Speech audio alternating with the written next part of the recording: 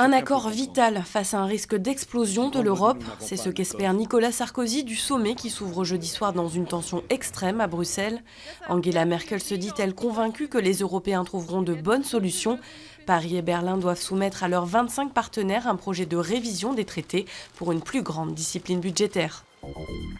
François Fillon fait le déplacement au Sénat pour dénoncer le droit de vote des étrangers. Selon lui, un travail de sape des fondements de la République. Objet d'une rude bataille, le projet est identique à celui bloqué en 2000 par des sénateurs à l'époque majoritairement à droite.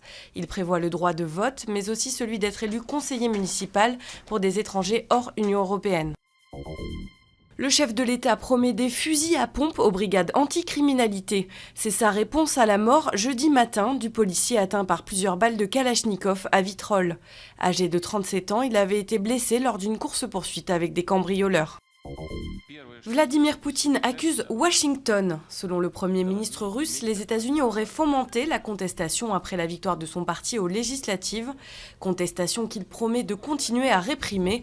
1 millier de personnes ont été arrêtées ces derniers jours et plusieurs leaders de l'opposition emprisonnés. Pour sa traditionnelle fête des Lumières, Lyon se met à l'heure japonaise. Au programme, défilé de chars traditionnels qui quittent pour la première fois leur archipel.